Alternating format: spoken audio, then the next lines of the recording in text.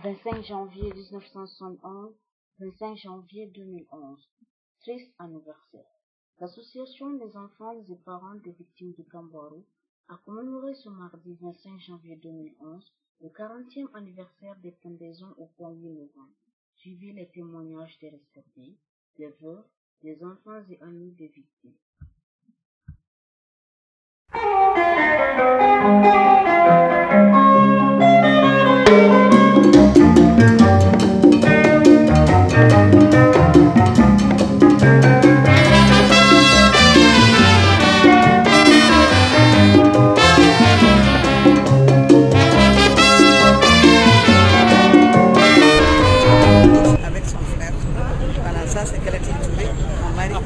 Moussa Touré, son frère.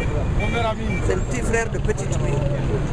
Il est décédé là-bas avec son frère. Le sang est sorti, il est vivant, il est à côté d'une vie appelée ensemble.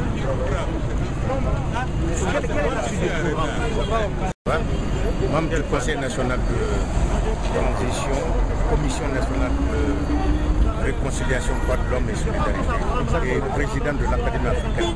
Alors, honorable, quel regard portez-vous sur cette cérémonie? Vous êtes la radio Nostalgie. Nous avons la nostalgie de nos pères fondateurs qui sont absents mais présents. Et il y a une forte résonance, n'est-ce pas, par rapport à ce qui s'est passé au-dessous de ce pont sur lequel nous sommes.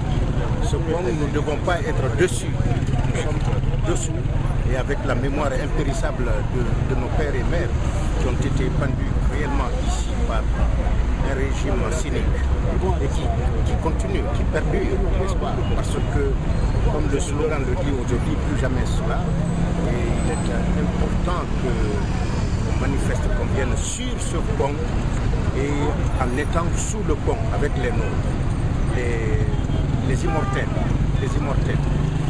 Bien, il y a un grand penseur qui a dit que, il s'appelle Joseph Kizerbo d'ailleurs, c'est celui-là que vous vous souviendrez en 1958 a formé une concorde d'Africains venant de tous les horizons, de tous les pays du monde pour secourir l'enseignement guinéen au départ des Français, et qui a dit que nous sommes immortels parce que nous avons des enfants. C'est par les enfants que nous sommes immortels.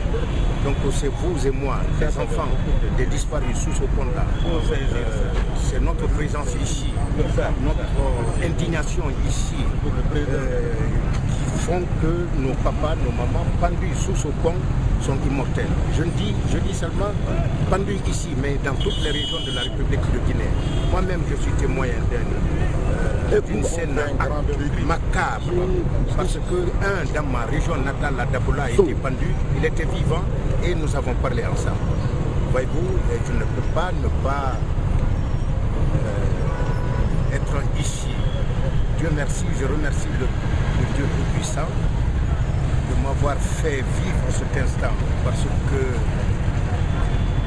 en 1971, ce pendu au terrain de Dabola, à abattoir, pour ceux qui sont de ma ville natale et qui vous écoutent, me contrediront peut-être ou bien certifieront me dire. Cet homme m'a reconnu par les traits de mon père. Il a dit, ton père n'acceptera pas cela.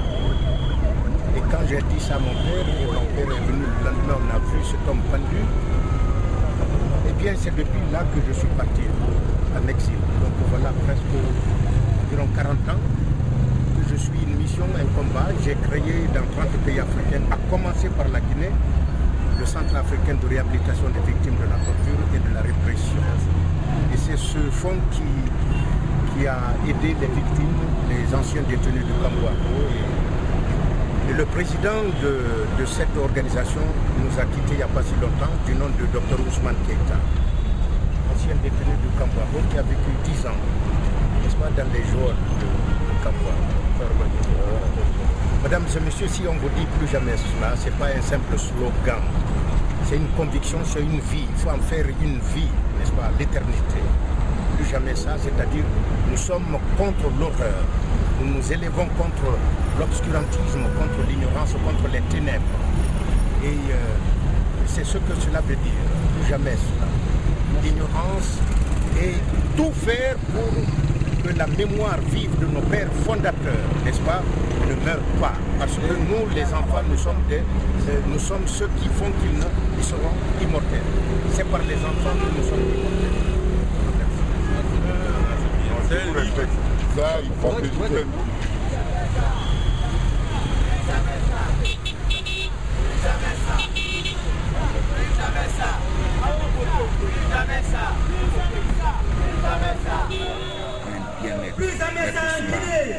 bien-être-là a un ceux qui ont fait mal, qui réclament et que ceux qui ont eu des douleurs à cette et avancent vers le bonheur de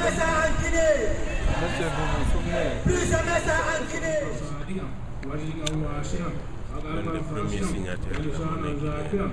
Donc, il a été arrêté le 1er décembre 1970 et exécuté le 25 janvier 1971 suite à une parodie de justice avec près d'une centaine de citoyens guinéens, parce qu'il y a eu 4 fonctionnaires à Conakry et 92 à l'intérieur. Bon, donc je ne vais pas m'appesantir sur ça, parce que je voudrais lancer un message, un vœu, pour que les Guinéens, la jeunesse guinéenne et les autres compatriotes guinéens fassent attention à une certaine page de l'histoire guinéenne concernant notre accession à l'indépendance, qui pendant 26 ans a souvent été quelque peu mis dans un certain obscurantisme, à savoir que l'indépendance de la Guinée a été uniquement le fait d'un seul parti et d'un seul homme qui, de sa chambre, s'est levé en disant « bon, on va voter non le 28 septembre ». C'est archi faux. Je m'inscris en faux contre ce genre d'affirmation gratuite. Donc, ce qui est sûr, ce qu'il faut qu'on sache, c'est que parmi les pendus 25 janvier 1911, il n'y avait que des compagnons de l'indépendance qui étaient à Conakry, voire des artisans. Ils ont été piétinés et affreusement exécutés. Donc il faut que le peuple de Guinée se souvienne et travaille sur ça en vue de la réconciliation des Guinéens entre eux. De quelque famille qu'ils viennent, de quelque bord qu'ils soient, de quelque conviction politique qu'ils soient. Autrement dit, c'est pour cela que je souhaiterais bien que le président de la République arrive à institutionnaliser un de ces jours, une journée nationale des patriotes disparus. C'est extrêmement important. C'est cela qui peut nous mener tout droit, avec l'appui des décideurs nationaux bien entendu, à une relecture en toute impartialité de l'itinéraire des patriotes guinéens qui ont fondé la République. Ce ne fut pas l'apanage d'un seul homme, d'un seul parti. Je m'inscris encore une fois de plus. Donc, l'indépendance de la Guinée a concerné, n'est-ce pas, tous ces patriotes guinéens, dont certains ont été naturellement exécutés ici. Donc, pour que naisse la République de Guinée, n'est-ce pas, ces patriotes, donc, comme je vous l'ai dit, ils sont nombreux. Ce ne fut pas l'apanage seulement d'un seul parti.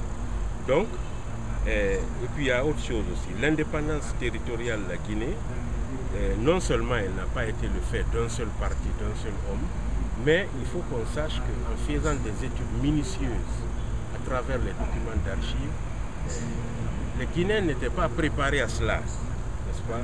Pour des raisons, comme je viens de le dire, que vous trouverez dans l'exploitation de certains documents, de cette masse d'archives qui date de l'ex-AOF.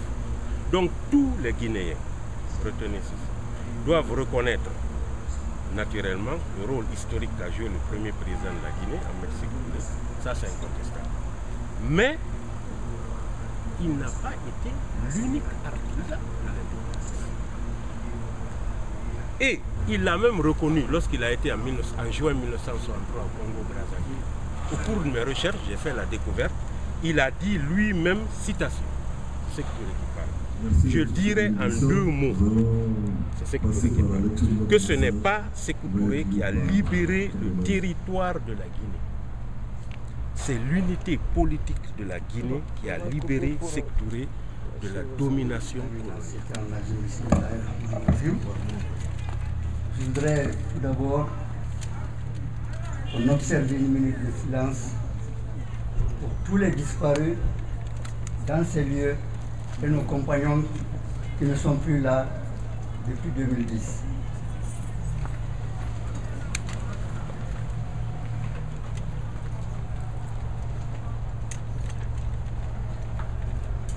Merci beaucoup.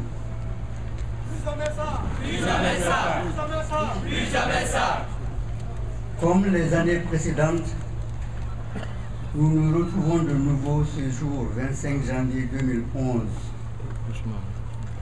à l'emplacement de ce qu'on a appelé à l'époque le bloc de Kambouaro, pour commémorer un funeste anniversaire.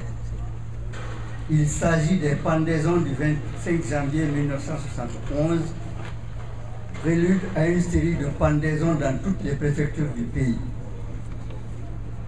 Cette année, c'est aussi l'occasion pour nous de rendre hommage aux différentes victimes innocentes, pendues, fusillées, mises en diète noire ou tombées sous les balles des forces de défense et de sécurité de notre pays depuis 52 ans.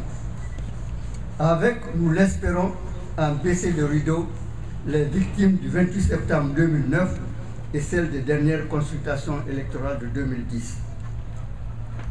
Mais cette année est aussi particulière, car pour la première fois, la plus haute autorité du pays a bien voulu annoncer publiquement, et cela à plusieurs reprises, la mise en place prochaine d'une commission Vérité, Justice et Réconciliation. Aujourd'hui, nous avons autour de nous des rescapés dont le nombre diminue chaque année et un jour, il n'y en aura plus. Des veuves qui supportent de moins en moins bien le poids des souvenirs et l'attente des contenus de charnier. Des enfants et des petits-enfants qui veulent savoir la vérité sur des faits qu'ils ont peu connus ou pas vécus. Puis les victimes collatérales.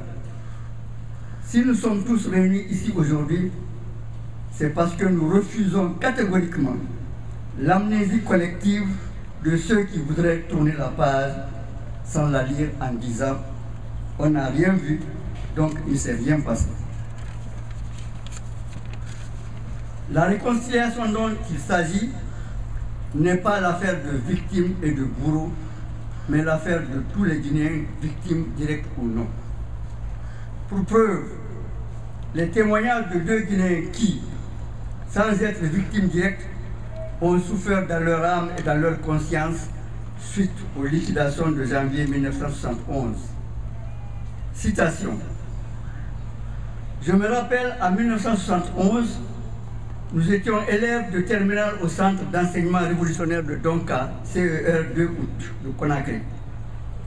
Quand nous arrivâmes le matin à l'école, notre professeur, Sekou Kamara Difilo, qui a d'ailleurs été après enfermé ici, nous réunit dans la cour et nous informe dans un ton grave. Cette nuit, la révolution a pendu des Guinéens considérés comme des ennemis. Vous êtes invités à aller les voir au pont du 8 novembre. Pour cela, les cours sont suspendus. Ce fut l'occasion d'une véritable déferlante, tant par la curiosité pour cette tragédie qu'on ne peut réaliser que quand on lui fait face, que par la peur de se faire cataloguer comme quelqu'un qui est seulement contrarié. C'était la première fois de ma vie que je voyais un mort, qui plus est un pendu. Dans cette ambiance de tragédie, un tonnerre de rire s'éleva étrangement de la foule, sans qu'on s'y attende. À ce sujet, je refuse par pudeur et par respect de dire la raison de ce raffit. Parmi nous, il y avait naturellement des enfants de pendus. citation de So-Lopé, qui est actuellement en France et qui a fait un livre d'ailleurs. Deuxième citation. Le 25 janvier 1971, j'étais étudiant en philosophie dans l'actuel Burkina Faso depuis 2 ans. Quand j'ai vu ce qui se passait au pont du 8 novembre, j'ai eu honte d'être guinéen. J'avais la nausée et je l'ai encore en voyant un peuple imbécile et manipulé vomir sa haine sur des compatriotes pendus qu'on vient de boucherie à l'étalage. Fin de citation. Cette citation est du père Désiré Roland Bangoura. En guise de conclusion et en attendant la mise en place de la future commission de réconciliation, nous disons aujourd'hui plus qu'hier que l'avenir de la Guinée sera assuré si tous les Guinéens regardent dans la même direction. Donc nous disons vérité, oui. Justice, oui. Réconciliation, oui. Pardon, oui. Mais oubli, non. En effet,